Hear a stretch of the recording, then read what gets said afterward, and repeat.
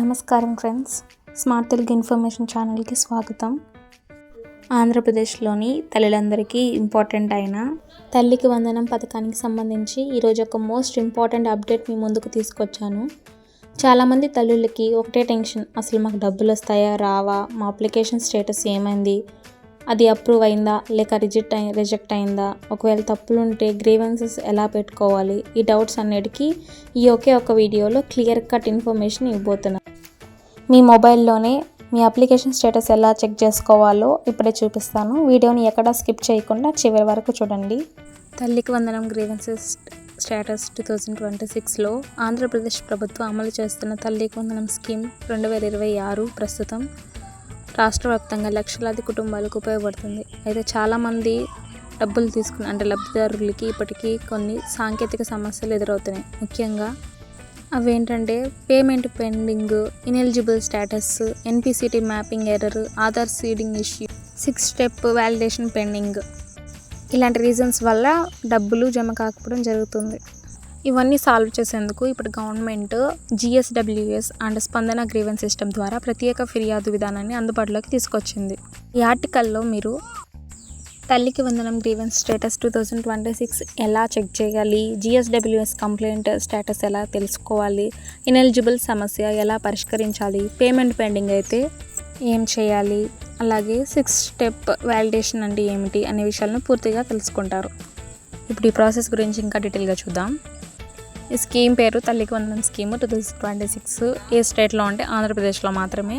అలాగే అమలు సంస్థ, ఇప్పుడు దాన్ని ఏదైతే అమలు చేస్తుందో ఆ సంస్థ పేరు ఏంటంటే GSWS or AP government. Status check చేసుకునే విధానము ఆన్లైన్లోనే మాత్రం ఉంది. మనం ఏదైనా కంప్లైంట్స్ లేకపోతే ఇంకా మార్చేది GSWS లేకపోతే స్పందన నుంచి చేసుకోవాలి. పేమెంట్ పడిందో లేదో చెక్ చేసుకోవడానికి కావాల్సింది ఆధార్ కార్డు అని లేకపోతే గ్రీవెన్స్ ID అయినా ఉంటే చాలు. పేమెంట్ మెథడ్ ఎలా ఉంటుందంటే డెబిట్ ట్రాన్స్ఫర్, అంటే బ్యాంక్కే ట్రాన్స్ఫర్ చేసేస్తారు మనీ అనేది. ఇంకా లబ్ధిదారులు ఎవరంటే విద్యార్థుల యొక్క తల్లులు మాత్రమే. ఒకవేళ పేరెంట్స్ లేకపోతే వాళ్ళ గార్డియన్స్కి డబ్బులు వెళ్తాయి. చాలామంది ఎలిజిబుల్ అయినా కానీ పేమెంట్ మాకు రాలేదు అని చెప్పేసి చెప్తుంటారు.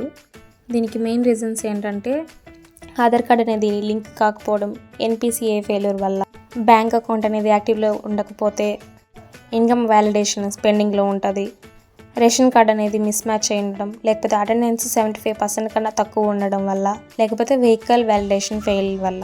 ఇలాంటి సిచ్యువేషన్స్ వచ్చినప్పుడు వెంటనే మీ గ్రామ వార్డు సచివాలయంలో గ్రీవెన్సెస్ నమోదు చేసుకోవడం చాలా ఇంపార్టెంట్.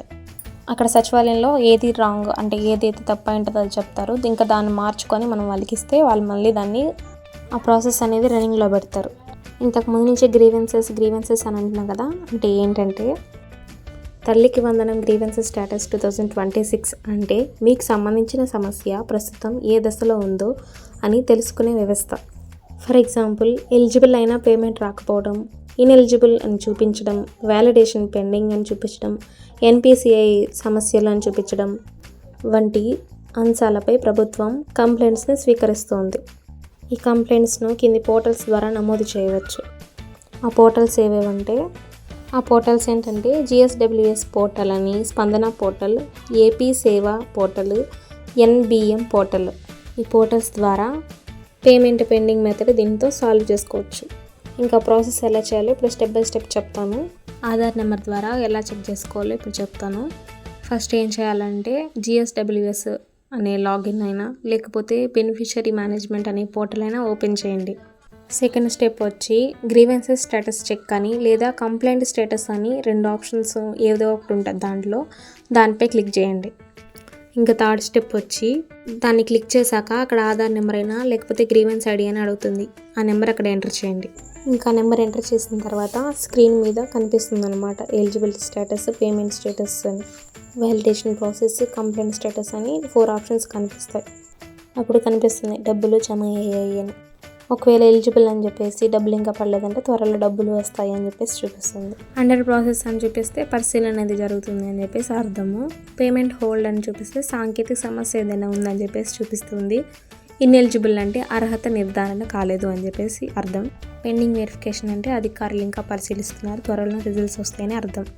ఇప్పుడు సచివాలయంలోని WEA, WDPS లేకపోతే DA లాగిన్ ద్వారా మీ పూర్తి వివరాలని వాళ్ళు పరిశీలిస్తారు అక్కడే. వ్యాలిడేషన్ ఇష్యూయా, లేకపోతే ఎన్పిసిఐ ప్రాబ్లమా, లేకపోతే ఆధార్ మిస్ మ్యాచా, లేకపోతే ఇన్కమ్ ఏదైనా ఇష్యూ వలన వంటి సమస్యలను వాళ్ళే గుర్తిస్తారు అక్కడే. ఇంకా స్పందన కంప్లైంట్ స్టేటస్ చెక్ చేసుకోవడం ఎలా అంటే, మనం ఇచ్చిన కంప్లైంట్ ఎలా చెక్ చేసుకోవాలంటే, ఒకవేళ మీ గ్రీవెన్స్ ఎక్కువ రోజులు పెండింగ్లో ఉంటే ఏపీ స్పందన పోర్టల్ ద్వారా కానీ, లేకపోతే డిస్ట్రిక్ట్ కలెక్టర్ ఆఫీస్ ద్వారా కానీ, లేకపోతే సెక్రటరీ హెల్ప్ డెస్క్ ద్వారా కానీ మళ్ళీ కంప్లైంట్ అనేది నమోదు చేయవచ్చు. కానీ ఇప్పుడు చాలా వరకు తమ ప్రాబ్లమ్స్ని ఏపీ స్పందన కంప్లైంట్ స్టేటస్ ద్వారానే తమ ప్రాబ్లమ్స్ని చాలా వరకు సాల్వ్ చేసుకుంటున్నారు. ఇంకా 6 స్టెప్ వ్యాలిడేషన్ అంటే ఏమిటంటే, ప్రస్తుతం గవర్నమెంట్ ప్రత్యేకంగా 6 స్టెప్ వ్యాలిడేషన్ సిస్టమ్ అనేది తీసుకొని వచ్చింది. ఎలిజిబుల్ అయినా కానీ ఇన్ఎలిజిబుల్ అని చూపిస్తుంది కదా, వాళ్ళకి ఈ ప్రాసెస్ అనేది హెల్ప్ అవుతుంది బాగా. ఈ ప్రాసెస్లో కింది అంశాలను పరిశీలిస్తారు: Aadhaar verification, NPCI mapping, income validation, 4-వీలర్ వెరిఫికేషన్, ల్యాండ్ రికార్డ్స్ చెక్, అలాగే ఎలక్ట్రిసిటీ కన్సంప్షన్ వెరిఫికేషన్. ఇవన్నీ వాళ్ళ దగ్గర ఉండి పరిశీలిస్తారనమాట ఆఫీసర్స్.